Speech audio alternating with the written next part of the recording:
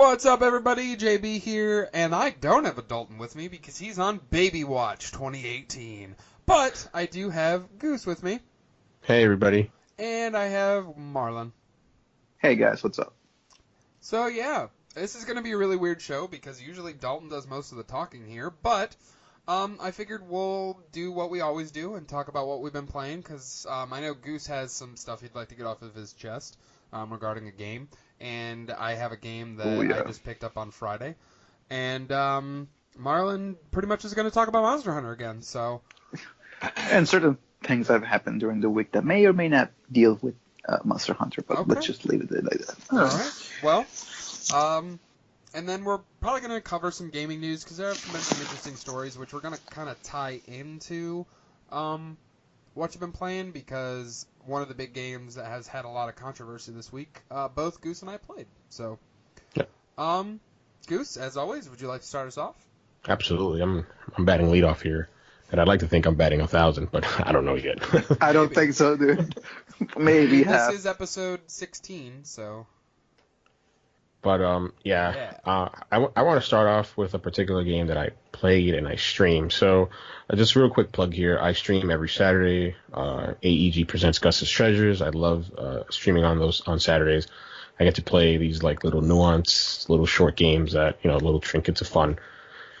But very rarely... Fun. Is that the word you want to use for this one? That's the opposite. Yeah, gotcha.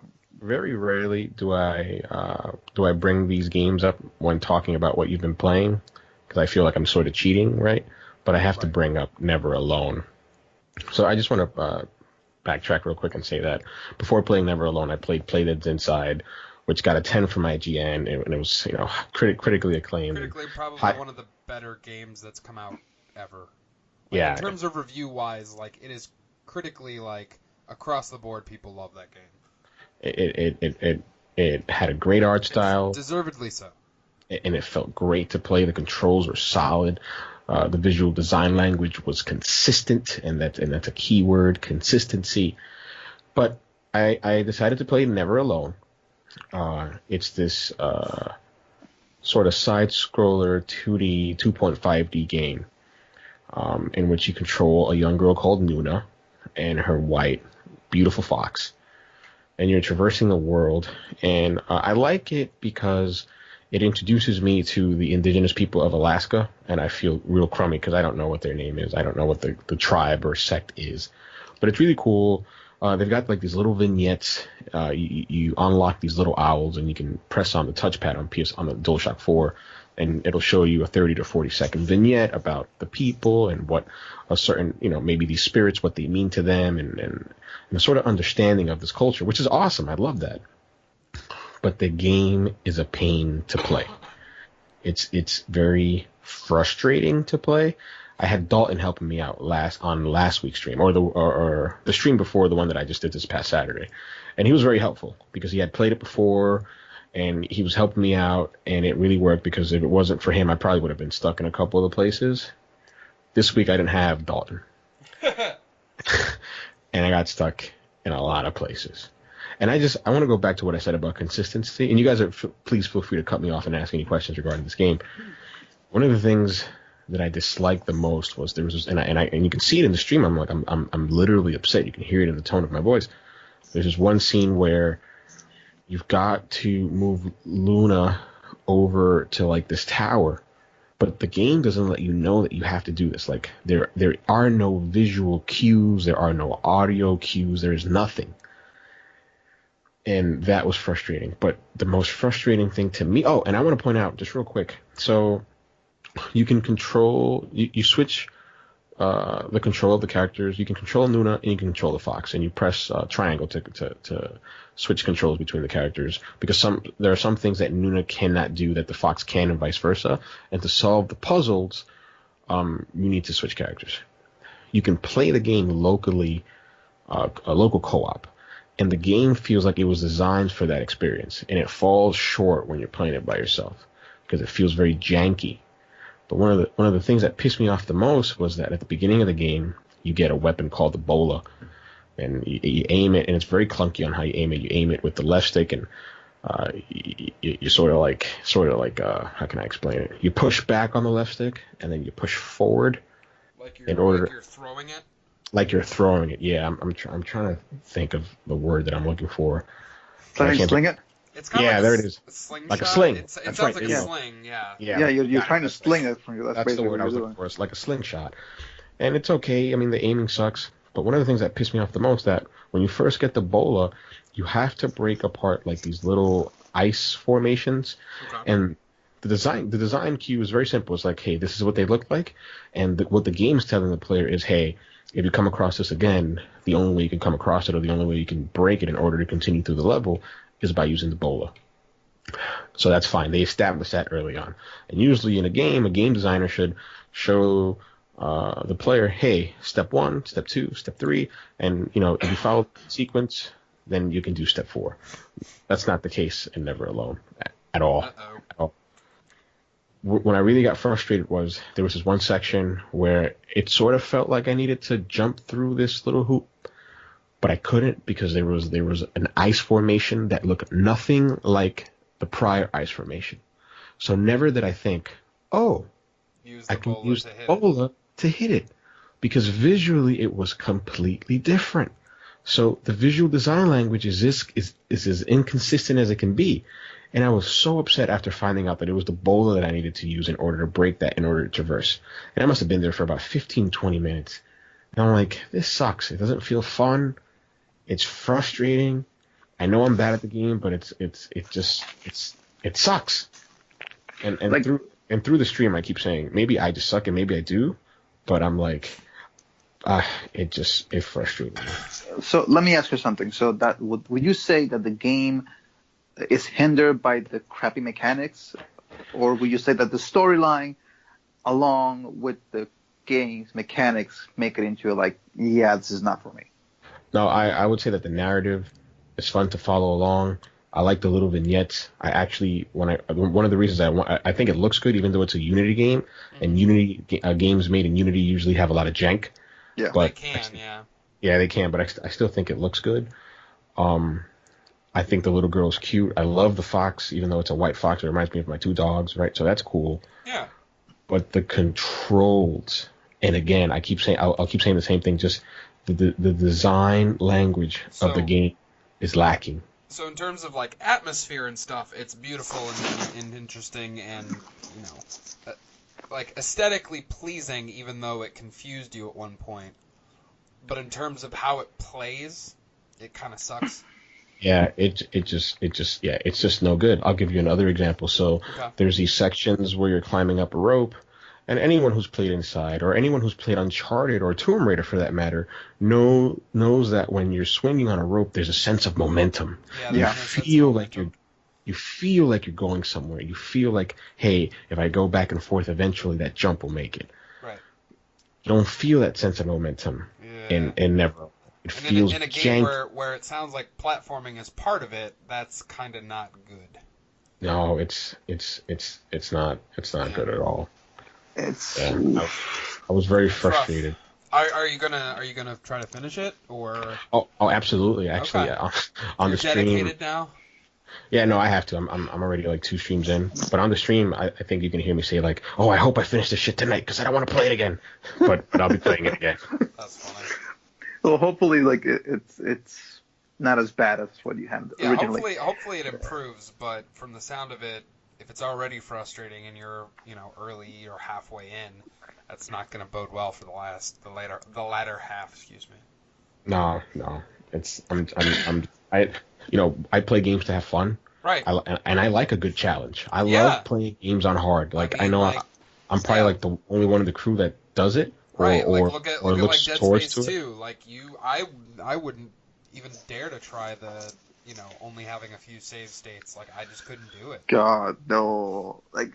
That when you sent me that text message that says I was so close to reaching chapter 60, and I got fucked.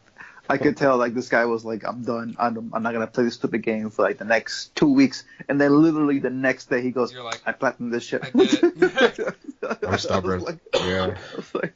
I'm like stubborn like a zit on the ass. I'm really stubborn. Yeah, that's a bad image. Anyway, Exactly. I was like, yeah, what is he talking about? Lord Almighty. So you, aside from Never Alone, what else have you been playing, Goose? I think you should start it off. Okay. I think you should talk on this one. All right, I've got a lot to say about this one as well, tag but in I think then. yeah.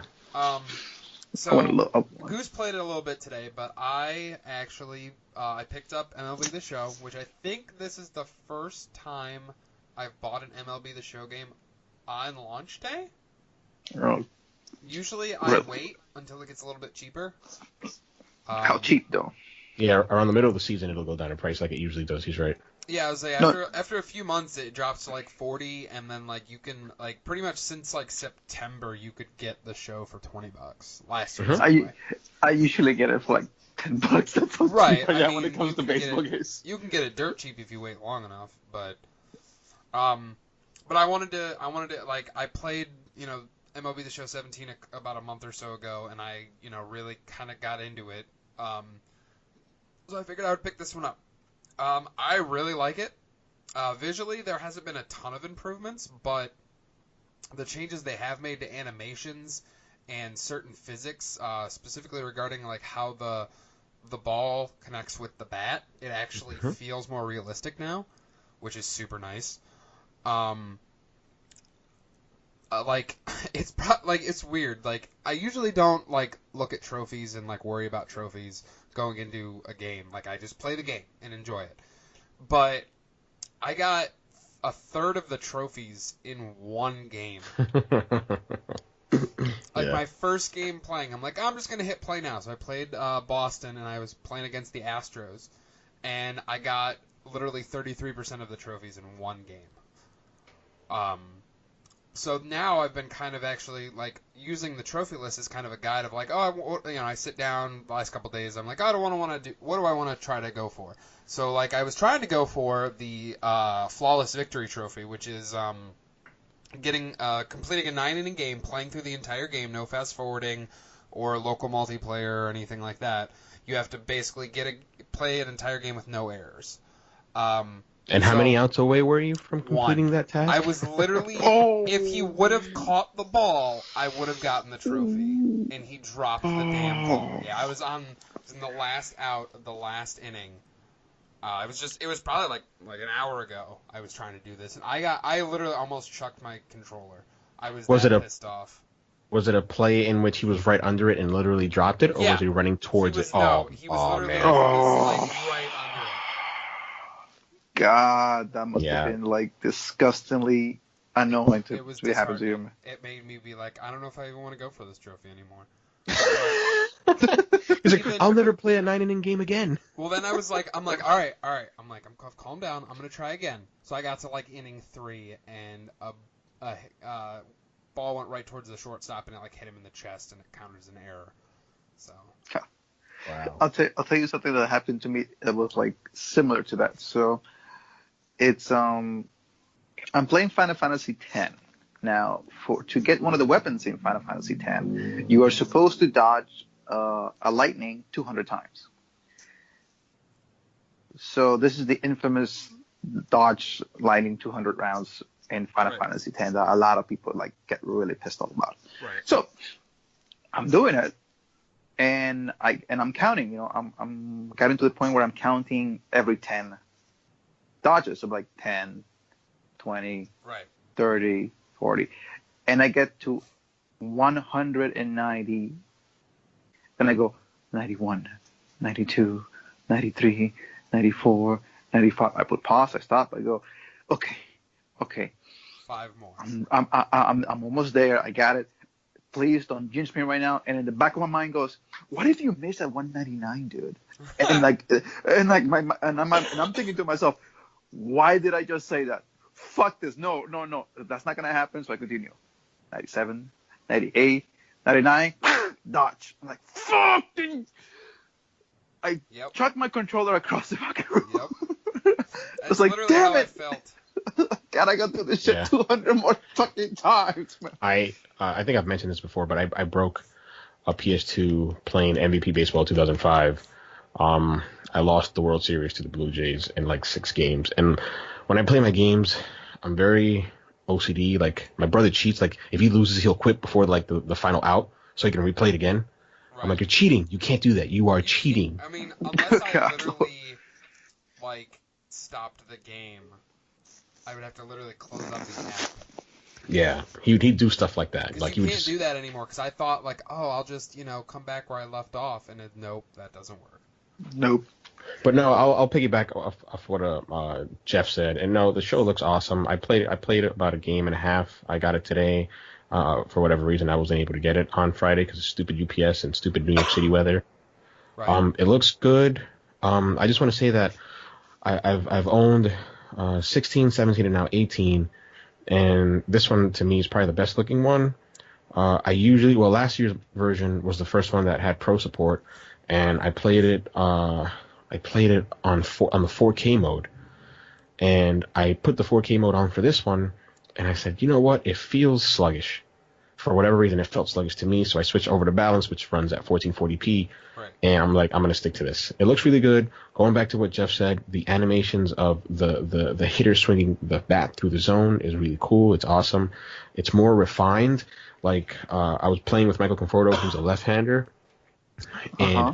I hit a pitch. I think it was a changeup. I fouled it off.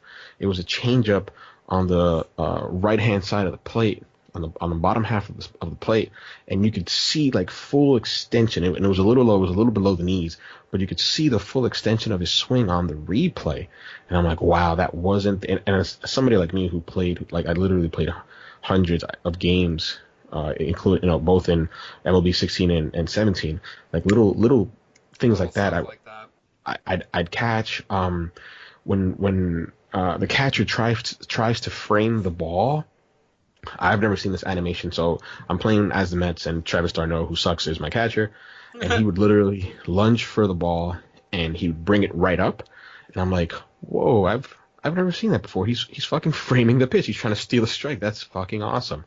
I hit on veteran because I can't hit, but I pitch on All-Star because I'm an okay pitcher, and especially on 17, MLB The Show 17 and 16, if you had a 3-0, 3-1 count, you can literally throw a get-me-over fastball right down the middle, and then either take it or foul it off.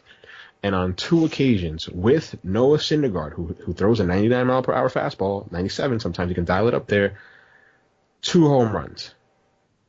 They hit off of me, and I'm like, okay, there's no more get-me-over fastballs. I've got to make a pitch here. So that's really interesting. But yeah, no, I'm looking forward to play it. I'm gonna make an announcement regarding MLB The Show at the end of the podcast. Okay. And I hope our listeners and viewers will look forward to that. Yeah. One more thing about MLB, I wasn't even when I was going for the no errors, I did actually get the Hit a Grand Slam trophy, which was a gold trophy, so I was actually pretty excited about that. Yeah, Grand Slams. That's like 51% of the trophies in like a couple Whoa. days. Whoa, There's that's actually impressive. not that many, honestly. No, it's like 28 trophies, not including the platinum, so it's 29. It's not Really? bad at all, actually. Really? I would have thought they would have had like around 54 or something like that. That's usually like the standard when it comes to certain games, specifically like. For certain games, yeah, it's usually like 50, 51, but for the show usually has like a lower count. I think last year was like 36 or something. Huh. Right, I got about half of those ones too, but this was. It's interesting. It's something. It gives me something to play for other than just winning the game. Yeah. So. Like I'm really like I don't want to say conservative. I'm really narrow-minded when it comes to playing MLB The Show. I'm just usually a season guy, so I'm hoping that there are no Road to the Show trophies because then I won't be getting the platinum because I never do Road to the Show. I know it's like its key feature. A couple, but I don't know because there's one difficult? franchise one that I don't know how to do yet. The retro mode one? No, the retro mode one, that's super easy. I got that one last night. Because all that is like when you're choosing your playstyle, like it'll give you like play full game, play manager mode, and then there's literally one play that's retro mode, which you just have to complete the game. And it's cool because like they change the announcers, like you'll have Ken Griffey say, "Hey, you hit a home run" or something like that. Yeah. That when I heard about it, I was like, oh, okay, that actually sounds pretty cool.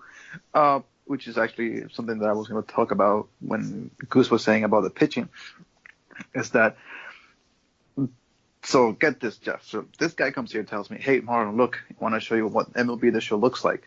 If you really want to buy it." And I go, "Okay, yeah, sure. I'll see you play it." And he goes, "I pitch at an all-star level." And I'm thinking to myself, okay, if he really does think that he pitches at an all-star level, I really want to see this. Foul balls, get strikeout, home runs. I'm like, where is this ball all-star pitching what you're talking about, dude? It just sucks. He's talking about me, Jeff. Yeah. Like, I was like, dude, what is this? And he's like, oh, I don't know what's happening, Marlon.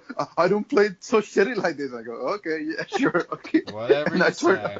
And I turned out the sheriff play, and he's like, you can hear it in his voice. He's so like disappointed with himself. Like, God damn it, man! I had the perfect chance of being able to like show off my skills, and I blew it. Yeah. Yeah, that happened to me. He's talking about me. I did a sheriff play with him a while back with MLB The Saints. Yeah. This guy I was laughing my head off, dude. You have no idea. But yeah, other than that, I really didn't play anything else this week, other than Sea of Thieves. There was one game we streamed together. Yeah, how was that? Along with Rob and Dave. Yeah.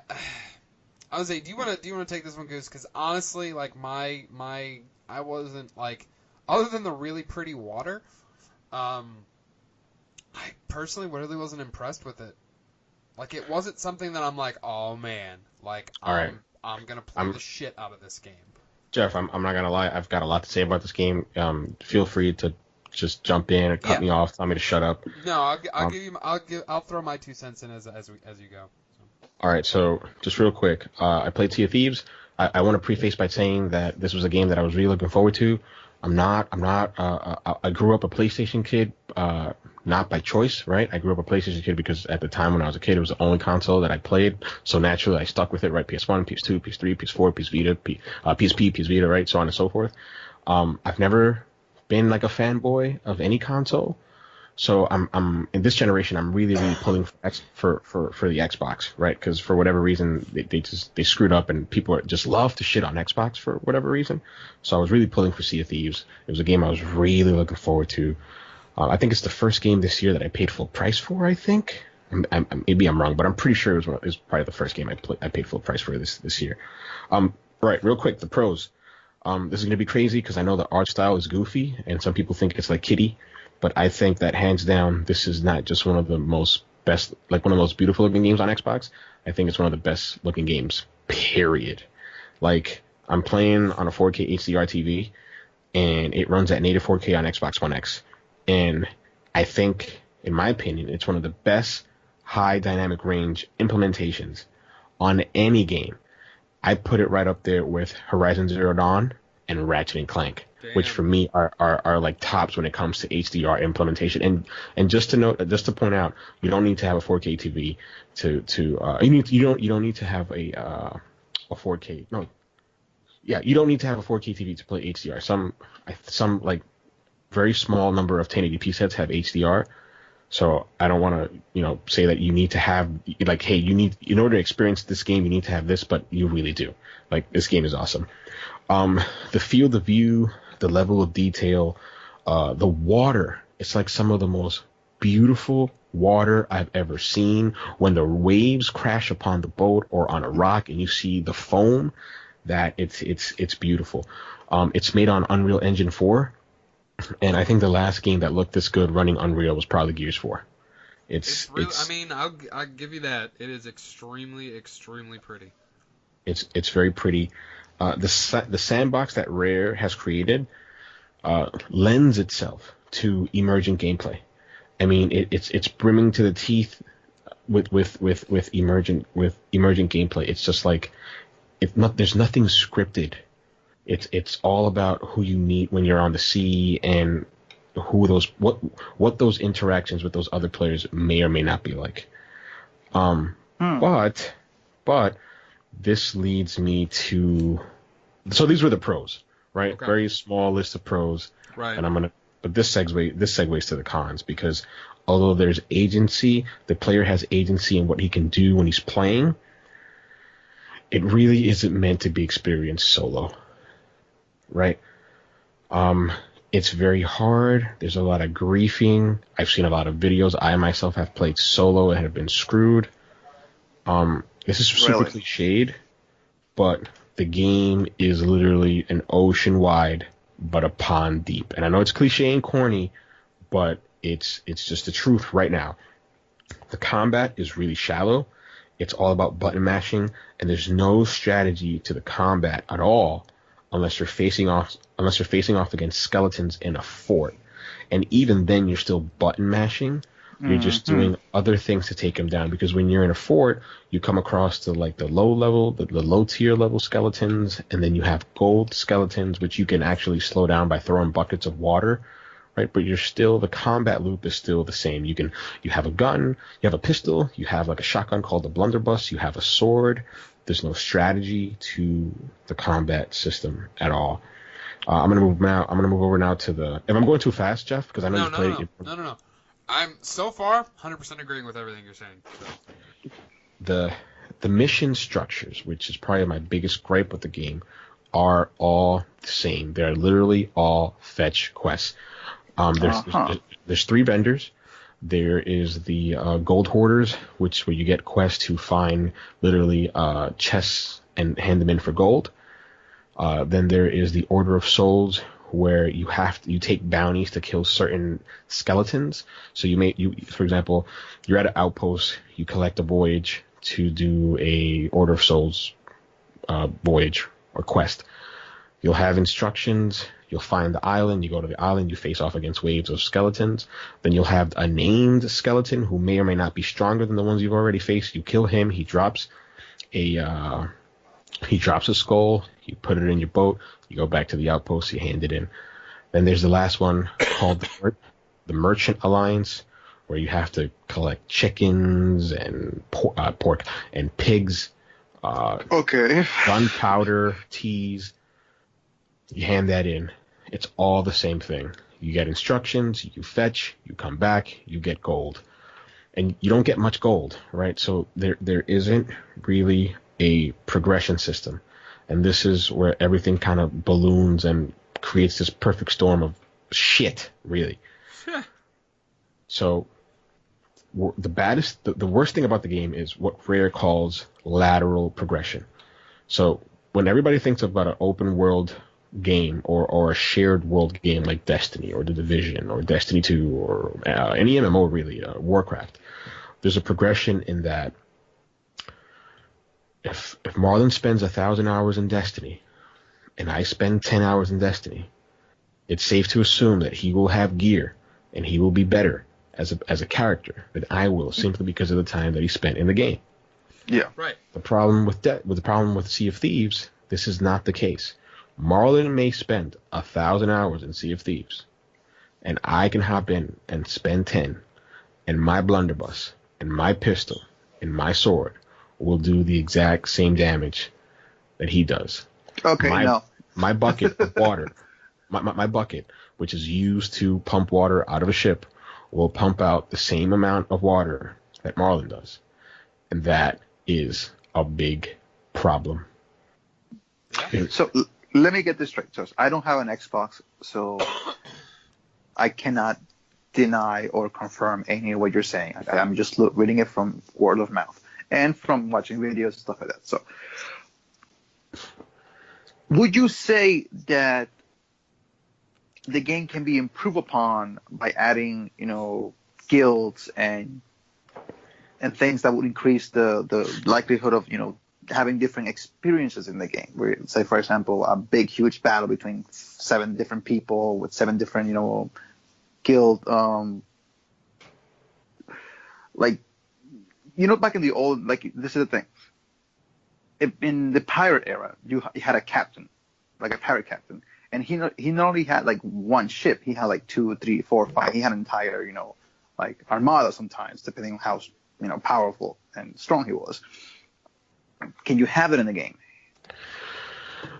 Okay, so when you play Sea of Thieves, you can choose to have something called a galleon, which is a huge ship, or a sloop, which is a small ship. You can have 4 people to a galleon, and that's the max in a party. You can't have more than 4 folks. And that's fine. I don't necessarily have a problem with that, but I love that you asked me what can Rare do to improve the game, and I'm glad you asked it because I actually wrote that down. So the first thing they need to do is have a variety of enemies, because right now the only enemy really I can think of is a skeleton and these little stupid snakes that spit poison at you, right? That's really it. They need to completely overhaul the combat system. Like that it's shitty. It's just the combat system is just no good. Yeah, it's pretty bad. It's bad, yeah. A lot of people are talking, especially on Reddit, about the griefing that they experience while solo playing. And personally, I don't have a problem because it's a pirate game about pirates. When I read that, I was like, okay, so you're complaining about a pirate game where people are supposed to steal from each other. Okay, then. And I can see why, but then that sounds kind of stupid. That's like me playing MLB The Show and getting complained that it's getting home runs at me, and I'm like, it's supposed to be that way. Shit. But continue, please. Yeah, one of the things that I read on Reddit and I sort of agreed with at first was to make the outpost like a safe zone, but I sort of disagree as well, because some of the most like fun experiences that I had in my short time with the game over this weekend have been meeting people at the outposts and having that tense experience of, are they going to shoot me? Am I going to be shot? And just like having that little dance, on what's going to happen. And it's really crazy. I mean, it's like I imagine it's like Russia and the United States back in like the 1960s when the Cold War was going on, and like who's going to launch a nuke first? Because you see them with treasure, and just one single shot, and all hell will break loose. Like literally, all hell will break loose. Right. I've been griefed. I've griefed people. Actually, Jeff streamed the game this past Friday, and I played alongside him with Rob and his friend Dave, and we had a lot of fun. But I wish we would have kept playing, because after the stream was over, I hopped on with my friend Justin, and like it totally changed. We jumped a solo player who had a lot of loot, and I felt bad afterwards, because I'm like, man, that guy probably took a whole bunch of voyages, and he had all this loot, and we just took it from him, man. We killed him, we took his boat, we took his loot, and I felt bad, but I'm like, he probably would have done it to me if I was by myself and he was with his friend. So it's dog eat dog out here. Yeah, it's literally it's like the old time in the Pirates of the Caribbean. Like, I don't mean like cliche like the movies, but I mean like in the time, like because I'm a bit of a pirate fan, so I kind of like the history behind it and how everything just correlates with each other. So when people tell me, oh, the pirates used to have a code, yeah, but you see, the code wasn't, well known to everybody. It was a dog-eat-dog world, and if you fucked up somebody in a pirate ship, they were gonna let you know that you fucked it up. Yeah. And so for me, the whole griefing thing, like the complaining about it, like, even if you try to like say we're gonna fix it, Rare can just basically say, okay, listen, there's gonna be a white flag that you can put on your ship. Okay, if the other guy comes to you and sees the white flag, then they will have a little prompt menu in the front of their system that tells you, hey, then the ship that is coming to you has a white flag. Do you want to befriend them, or do you want just to attack them? Right. It's as simple as that. And then you can just deal with that kind of stuff that way. But then you lose that sense of like what's going to happen, that suspense that you have, like that Gustavo says, that you lose that tension because you're like, oh, okay, so yeah, he's gonna be my friend, we're gonna fight each other, okay, but you don't know is he a good guy, is he a bad guy, is he gonna steal my money, I'm gonna steal his money. You don't know with that kind of tension, and I like that kind of stuff. But looking at videos, I'm like, I guess because I don't have a native 4K TV or monitor, or I don't have a PS4 that has native HDR on it. Like, it looks pretty, but I don't know if it's enough for me to buy a whole system for it at all. It's like no, I'm not claiming that at all. I want to be like super clear. I'm not saying that you have to have an Xbox One X and a 4K TV in order to enjoy this game. You don't. The game is beautiful without those things. They add to the experience for sure. They make the game prettier for sure, but you don't need these things. Nor am I saying that this is a system seller. I'm not saying that this is Xbox. I'm not saying that. No, it's not. I'm not saying it's Xbox killer app. And just it's 3 more points. Just going back to what Marlon had initially asked in terms of what can they do to improve the game. So the final 3 things I have to say regarding that is the voyages need to be more than fetch quests. We need a variety in enemies. We need a variety in combat, and we need a variety in the mission structure. For sure, that needs to happen, and it needs to happen soon because the game will wear out on me quickly. Because I don't think the content is there to keep me around. Although I had lots of fun with the game. The second point is they need to add what I like to call emergent one-off events. And what I mean by that is just think of the Black Spindle mission in Destiny 1, where people just fell upon it. They had no idea what it was, and then they just spread like wildfire on social media. They need to have those type of events. And finally, this is a pirate game. Lean into that. Add mermaids. Have people from Atlantis. Just lean into that pirate theme. They have the Kraken, but it feels cheap. I haven't experienced the Kraken, but I've seen it on YouTube. And one of the crappiest things about it is you see its tentacles and they wrap around your ship and you can shoot it and you can beat it, but the seas go dark, and when you jump into the sea to see if you can take a look at it underneath, you can't. Like, the sea is dark, so clearly there is nothing underneath. There is no Kraken underneath. It's simply tentacles to give the illusion, and that breaks the game. I saw that on YouTube, and I'm like, oh wow, Rare, you dropped the ball on the Kraken. Like, yeah, I saw a video of some like. So I was looking at this video, and they say that. So let me get this. You can put somebody into like a cannon, like, and you can shoot them. Is that like the enemy cannon? You yourself can get into a cannon. Yeah. Okay. So basically, what I saw was the guy going to a cannon, and like you see the face, and like, oh shit, the guy is like stuck inside the cannon, and then he zoomed in, and like literally the body just turned into like a very miniature, like Murph size. And like, so like the head's big as hell, like the body just turns like this Murph size, like just complete small thing, and I'm like, ooh. And now I see what Rare's doing for like allocating memory and just like trying to make it like run the faster. little tricks. Like, yeah. But I was like, man, that kind of really kills. That really kills the immersion for me. But having said all that, okay, I'll finish real quick, I promise. But having said all that, and Jeff will have the final say on this, but I still recommend people to play it. You can pay $10 and get it on Game Pass. Yeah. And that's exactly what I did, and honestly, I'm happy that I did it that way. Go ahead, the floor is yours, Jeff. Yeah, I mean, I agree with everything you said, Goose. It's not a bad game. It is a shallow game. Mm-hmm. It's pun intended. But there's not enough. Like I said, there wasn't enough for me to really be like, I'm gonna play this game for a long. It's not like Destiny, where Destiny's like, okay, I can see the foundation, but I could see myself really sticking with something like this. Whereas Sea of Thieves is like, okay, I see what you're trying to get at, but where's the rest of it? Where are we headed? And I understand it's a game, this is a platform, or games as service, and it's going to grow. It's eventually going to get there. But how long do we have to wait for it to get there? You know, Destiny took, a few months when they started adding new content to it. Actually, I mean, it then essentially ended up taking a year. So, I mean, but before The Taken King came out. But it reminds me a lot of that first year of, okay, I can see where the foundation is, but where do we go from here?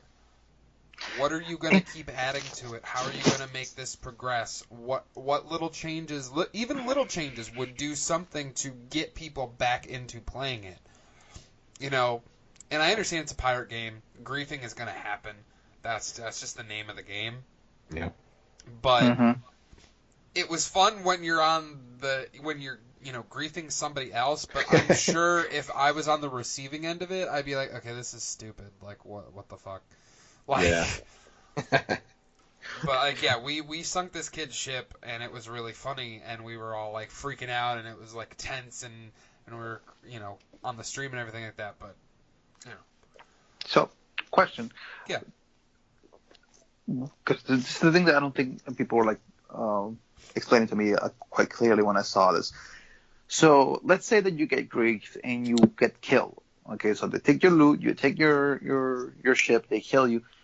Do you respawn or do you become like a ghost or something like that? You respawn in Davy Jones' locker, and then Uh, they on the what's I can't remember what it's called. It's like The Ferry of the Damned. Ferry of the Damned. Thank you. And you basically wait until the doors open, and then you can go back. And if any of your crew is still alive, and your ship is still there, you respawn back on your ship. If your ship has already been sunk, you basically start, and they give you a new ship, and you start from scratch. And this is something that they need to fix because it's happened to me several times. So if the ship hasn't properly sunk, you can fucking respawn on the ship again while it's sinking and die again. Oh. And that happened to me twice, and that was so frustrating. That pissed me off. So they need to fix that. Yeah, definitely. Yeah, but those are my 2 cents on Sea of Thieves. Being so doom and gloom on it, I'd still recommend it, even if only just because of Game Pass. I still think folks would have to check Rob, it out. Who was streaming with us, he essentially got it for free because he had the 2-week free trial still of Game Pass, so he was able to play with us that night for free. Yeah, so, it's. If at least to try it, I recommend getting on the Game Pass because Game Pass eventually is gonna be its money's worth. I mean, it's essentially paid for 6 months for me just by playing the Sea of Thieves because it's a $60 game otherwise. So. I'll say that I will go back to it. I do plan on playing it some more. Oh, I'm not like just kind of like I played it once, whatever. Like I'd like to stream it more. I feel like if we got a good crew together and actually took a long, like we only played for a little over an hour because like I didn't feel good and like it was like you're a little under the weather that day, yeah. Yeah, I mean I still don't feel good. You can hear me coughing every once in a while. But like I want to kind of get like a good night, like really good stream going, like a 2-3 hour stream where we really give a good chunk of the game and kind of give more of a idea of get stuff done. Yes. Yeah. So my last question for this, because this is the thing that has been bugging me the entire time. Sure. Oh, actually, it's a two-pronged question. Okay. So, what can you do with the gold? I mean, I know you can go into land and give it to this merchant and stuff like that, but what does it give you? Literally, and you upgrade you can buy upgraded versions of the stuff that you have. Okay. I'm gonna correct Jeff here a little bit. Okay. I'm sorry, Jeff. He's right, but when he says upgrade, Or variations of things that you have. it's all cosmetics. Like Yes. the shovel won't shovel quicker, the bucket won't pick up water faster, the gun won't shoot more powerful. Right? It's just all And those cosmetics. items, it's not like something you can lose where you have to craft it again. Like you die, you respawn with everything. The basic. Okay. But they're very expensive, like prohibitively so. So that's one. Okay. The other one is, does your ship get upgrades? No. Okay. So the end game, according to what I read on Reddit, is once you get your pirate to level 50, and this is Reddit. Once you get your pirate to level 50, you're considered a legendary pirate. And once you do that, you get legendary voyages, which are different than legendary quests than the regular voyages that you get now. There's commendations that you can work towards. For example, like hand in 25 gold chest to the gold hoarders alliance or things like that. So there's little commendations that you can get. There is a way for players that play where they can see a player all tricked out and they can be like, oh wow, that guy is a badass. He's put a lot of time into it. But again, it's all cosmetic. It's all it is. Do you lose it? No, Jeff. No, Jeff. No, you keep it. It's once it's yours, it's yours. Okay, so I don't know how to feel about that though. Like, I love cosmetics and stuff like that, but for example, let's talk about maybe we can talk about this, but in Monster Hunter. Boom, segue. So. Yeah, I was gonna say because that's pretty much all I've been playing. So Marlon, talk about your weekly Monster Hunter update. So basically, Monster Hunter, we just got a new update, which is for the Devil Joe. Well, it's part of the spring update that brings Devil Joe and brings us this spring update that will enhance the gathering hub for Monster Hunter and just give you a couple of new quests and stuff like that. So, but the main meat of the update is Devil Joe, which is the new, brute wyvern that they added into the game. Now, he's difficult. He's a bit of a bitch. Now, I'm in Hunter rank 91. I'm about, almost, I wouldn't say done with the game, but I'm just kind of getting there now. Now I'm kind of just missing the last few crowns and stuff like that. But so my gear is predominantly much more higher than somebody who just started the game, say a week ago. So his attacks aren't as strong as you would say, because he's usually rank 6 and I'm probably about rank 9. So it's, it's different. But the problem is that in the game, and whatever you get is predominantly better than what you have, as you're progressing into the game. So they constantly ask you to switch and try different things because you get better gear, is what you're saying? It allows you to, let's say, for example, that you're dealing with a monster that roars a lot, and because it roars, it stuns you. And you're thinking to yourself, you know what, I had it with this motherfucking mechanic, I don't like it. So there's a set for that. There's a set that you can craft that will nullify monsters' roars, and you don't have to worry about that shit anymore. But my question is this: when you know that there's that set that can help mitigate the roar from these monsters, is there a particular type of monster that you can kill in order to get this gear set to help you? Okay. Yeah. And does the game make that clear? Yeah, the game makes it very clear that, for example, because you're going to be hunting monsters, as you progress, and you want to go back to town to see what kind of skills it has. And then you realize, oh shit, the skill he has is skills that I want. You go and craft that, and you go farm that. And it's always this new discovery about, oh shit, this has better stuff than the other one, but it doesn't nullify the older sets. Because like the older sets that you got at the beginning of the game have skills that help you with crafting, help you with farming, help you with investigations.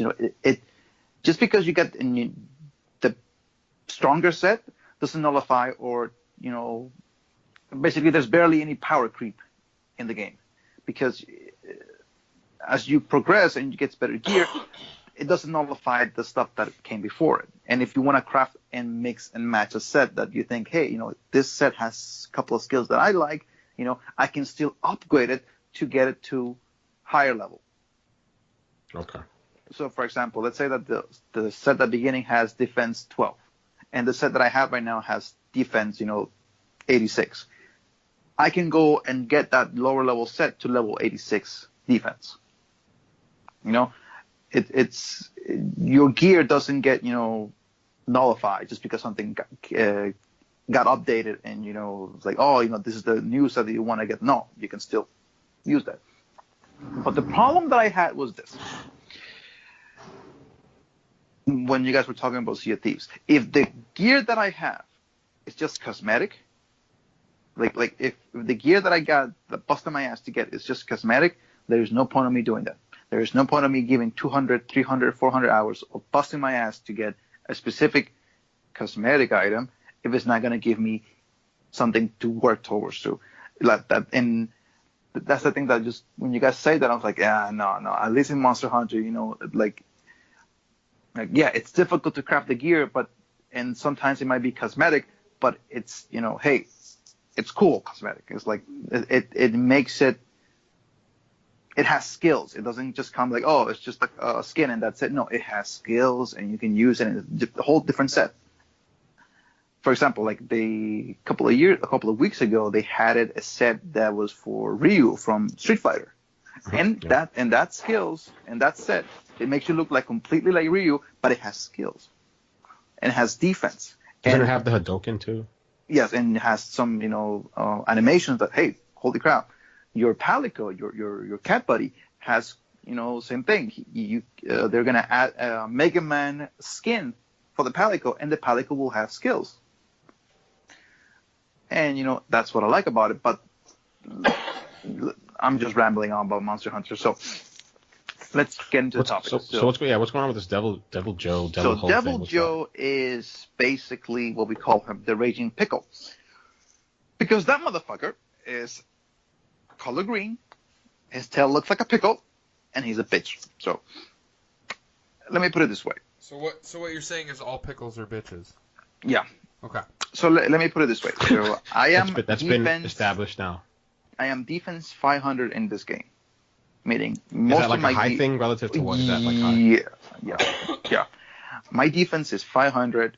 I have probably the best gear in the game when it comes to defense stuff like that, And I'm a bow user, so if I am a bow user and my defense is 500, can you imagine my defense with something that is geared for defense, like a lance or like a great sword or stuff like that? Right. Then this motherfucker one-shot me. Wow. Jesus.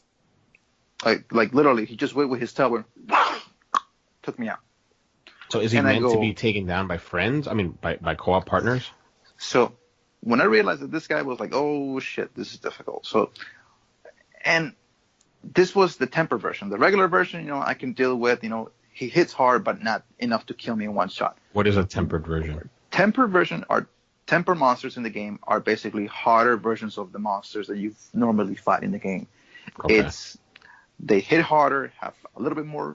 They don't have it. They have the same amount of HP, so they're not like they have 2 times the HP as regular monsters. They have the same amount of HP, so they're not that difficult, but they hit hard. Now, Temper Devil Joe hits harder than most of the Elder Dragons, which is the high end, like what you normally farm at the end of the game. This guy was taking down groups of people in 4 like it was nothing. He just came in and wrecked everybody. I got into this goddamn quest 17 times during Saturday, and every single of this quest were like 15 minutes each, and he kicked us all like that. Wow. I was like, God damn it. Is it a timed event? Like, are you rushed to try to kill this monster? Yeah, because the thing with the Temper Devil Joe is that he was the Devil Joe, regular Devil Joe. He's gonna be in the game now. He is a staple of the game, and so he's not gonna go away.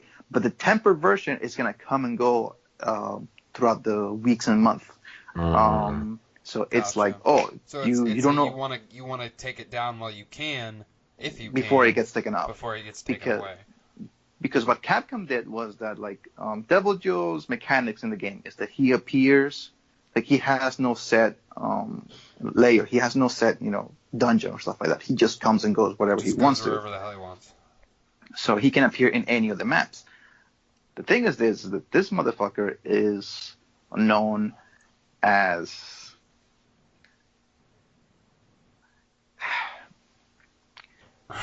he will fuck anything up, whether it's a top predator of the map, whether it's a Jagras, whether a Dogoron, whether a Ligiana. He will fuck everything up, and he will pick them up, use them as clubs, and kill you with them. Jesus. He will literally pick up a great Jagras, grab him, put him in his mouth, and start using him as a freaking hammer, and he will throw it at you, and he will kill you with that stupid thing if you're not careful. And you see this in-game? Yeah. It's actually pretty cool, but I can so see how it's frustrating as shit. So you're dealing with this thing and going, oh shit, Devil Joe has appeared in the map. Okay, what do we do with this thing? And then you just see him pick up the Great Jagras, grab him, and then you're like, oh boy, what is he doing? And he gets an attack boost when he picks up the monsters. He gets stronger. So the Devil Joe, the tempered Devil Joe, is highly sought after to be killed.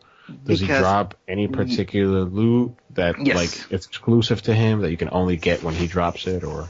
So the Tempered Devil Joe basically has an increased drop for Streamstones, for Hero Streamstones and for Warrior Streamstones. And what do those things do? They augment your weapons. They allow you to have more skills or certain effects that you normally wouldn't get with them. Okay. So let's say for example that I have a bow. Now the bow comes with just its prerequisite skills, which is kind of crappy. But if you augment it, you can increase its attack, its defense, its critical attack. You can increase its jewels slots, which allow you to increase your. For example, like if the bow comes with a jewel slot number 1, you can only use decorations that are level 1. Game is like ridiculously stat heavy. Yeah. It is, yeah. Yeah. So Part of the That reason menu why I is can't daunting really as get fuck. into it. yeah, trust me, it's once you get it, you're like, I got this game. I can play this game with my eyes closed. If you don't get that, forget it. Just go find something else.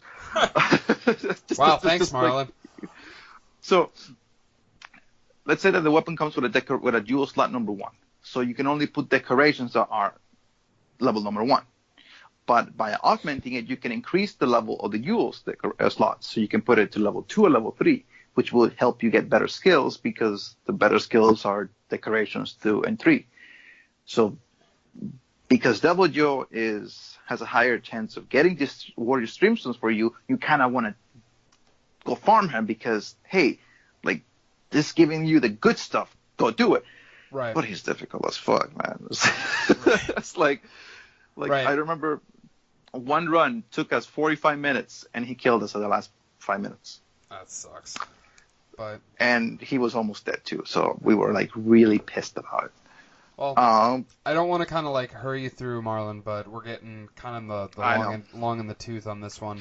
But basically what I wanted to end with is that the new update for the spring update for Monster Hunter has arrived. It's glorious. It's fun. Devil Joe is finally here. We can actually enjoy the fucking pickle of death. But For a real quick, it sounded like you said tickle of death. no. Yeah, no. He can be tickle. He can be pickle. He can be a bitch. All I care is like his motherfucker is a pain in the fucking ass. Anyways, I don't want to go rambling on about Monster Hunter. like So you mean like you haven't for the last 10 minutes? I know. But To be basically, fair, I rambled mostly at Thieves. To be fair, I was gonna say, I mean, I kind of let you guys, I let you guys off the chain on this episode because a little bit. you guys yeah. have way more to talk about this week than I do because I haven't really played shit. I've been in kind of like we talked about a little bit before the podcast or the show started. Like I've been kind of in a rut gaming wise. Like I haven't felt like playing anything story content heavy. Like I have all these games that I have bought or have been bought on a shared account that I want to play. I just haven't had the desire to. Hopefully that changes this week because Far Cry 5 comes out tomorrow, and I'm really looking forward to that. Hopefully I can dig my teeth into it. Other than, what are you guys playing this week? Obviously, I think I know what you're playing, Marlon. Yeah, I'll be playing Monster Hunter and streaming. I might stream Yeah, I was some gonna other say, games. go ahead and kind of honestly, Goose, do you wanna forego the news? yeah. I wouldn't have a problem with that. I mean, we're coming up at the hour mark. Right. I mean, it's up to you. I'm willing to go. I mean, Totally up to you, Jeff. I mean, we covered a lot of the controversy news in terms of Sea of Thieves, like that was covered. I think we can go more into the Far Cry, controversy with the microtransactions and stuff like that. I feel like that's going to kind of spill open this week as the game releases and stuff like that. But there's kind of been some preliminary stuff on that. So, Yeah, you guys have to school me on that because I wasn't even aware there was a controversy over Far Cry 5. It's mostly just like people are already microtransactions. like, oh shit, it has microtransactions. Ubisoft, what are you doing to us? So I'll be able to actually talk pretty well on that probably this week. So Fair enough. Yeah, because the game comes out tomorrow, I think. yes, well, technically tonight at midnight. I am currently debating with myself, considering it's 10 o'clock Eastern time here right now, of waiting for 2 hours and trying to start it at midnight because I don't have to work tomorrow. So. Oh, okay, that makes sense. Yeah. If I were you, I would do it just because it will give you some time to digest how the game works and how the gameplay just overall is. Right. So I'm excited for it. I won't be picking it up day one, but I do plan on getting it. I saw the first 11 minutes. Unless I can talk you into it, right, Goose? I do have a $15 Best Buy certificate that I can use towards it. See, there you go, man. Play some co-op. It's got co-op, dude. Do you know how much fun this game would be to stream the two of us? Yeah. Well, I want. See, the thing is, I want the gold version because it has like that cool ass season pass and the Far Cry 3 remaster, which looks awesome. I did the digital gold version. I originally was just gonna get the plain, like the standard $60 version, because my buddy that I share PS4 games with wanted it. So I was like, all right, I'll get the standard edition. But then when they announced that Far Cry 3 was coming in the season pass, I'm like, Yeah. shit, yeah, I got to do that. And PS4, their digital like storefront, they're like, oh, for literally you don't have to pay, because like a lot of times it's like, oh, pay for the game again, like $100, or just go buy the season pass separately. Nope. If you did it this way, they're literally like, for $30 you can upgrade it to the gold Oh version. wow. Because That's not bad. the That's digital pretty... gold version is only 90, the physical gold version is 100. Yeah, with Gamers Club It's Unlocked, I can get it like for it's I 80, think 80 and it's then $80, and then plus tax is like $90. But yeah, no, it's not bad yeah, for both the full game and the season pass. It's a pretty good deal. right. I do And really. considering you're getting a full game in Far Cry 3, I think it's worth it. If you love me, Goose, you'll send me that steelbook if you get that copy. You know what? I mean, you could probably give me some of your steelbooks and still have some to spare. But That's actually true. I have like over 50 of them now. yeah, no, Holy shit! I that collect them, steelbook man. is sweet. Dude, and I thought I allowed with like 25. This might be like twice. I'll count them. I'll send you. Actually, I'll put a picture in the group chat of all my steelbooks. Yeah, I love steelbooks too. Jesus But no, Christ. I love you, Jeff, but you won't be getting that steelbook. That's fair. But yeah, what are you guys gonna be playing this week? I know you just said, Marlon, you're gonna be streaming Wednesday. You said possibly Bloodborne with your girlfriend. Yeah, that's the plan. Don't know how that's gonna happen given how her schedule is when it comes to video games and stuff like that. But that's the plan. Okay. And Goose, do you want to announce your stream? Yeah, I'll be streaming Never Alone again, hopefully for the final time on Saturday. And I'm a huge baseball fan. I love baseball, and I mentioned this at the beginning of the podcast, but I have a plan to stream a full 162 game season on our YouTube channel. And I can't promise that I'll. So the plan is to stream a game a day, to stream a game on the days that the New York Mets in particular, which I'm from Brooklyn, New York. My favorite team are the New York Mets. As long as it's not the Yankees, I'm okay with it. As long as it's not the Boston Red Sox, I'm okay. What? With What was that? So yeah, the plan is to stream a game a day in line with the actual real life schedule of the New York Mets. On days that I stream Gus's Treasures on Saturday, I'll be streaming twice. I'll be streaming the game that I'll be streaming for Gus's Treasures, whatever game that may be, and the Saturday game that the Mets play that week. I know that because of life, there'll be days or maybe a couple days where I won't be able to stream the baseball game, MLB The Show. So what I plan to do is on the games that I cannot stream, I plan to stream them all in one shot. So for example, if I miss a Monday and Tuesday game, I'll try to take a Wednesday or at the end of the week and stream all of those games, or as many as I can to catch up. But at the end of the day, the plan is to have an individual 162 episodes on our Average Everyday Gaming YouTube channel to include the full season. I'm gonna have to be the one that's putting them on a playlist and putting them, categorizing them and all that stuff too. Yeah, no, yeah, I was thinking of actually. I'll take care of the. We'll talk about it off air, but yeah. Yeah, I'll take care of that stuff, Goose. No problem. Dude, I'd love to see that, man. That's the goal. A lot of fucking baseball games, man. And I'm not including the 11 games I need to win the postseason, right? If I win the division, it's going to be real tough with Jake Arrieta, the Phillies, and the Braves getting some much needed help, and the Nationals obviously they're going to be a thorn on my side with Strasburg and Scherzer and Harper, but yeah, I don't know hopefully what any of those words mean. All you have to do is beat the Yankees and you're good to go. That's all you have to do. I need to win a World Series. I haven't won a World Series in a baseball game since not MVP, since MLB The Show 2010 that had Dustin Pedroia on the cover. Damn, it's been a long time. God damn. Yeah, it's an off week for Fireside Fridays, so I won't be streaming, most likely, unless things change. Unless things change, absolutely, yeah. Yeah, I mean, we might want to stream some Sea of Thieves. I might want to put some Far Cry on the YouTube channel. So. Or another game that I've been looking forward. A Way Out. I finally got it in today. I'm looking forward to play that.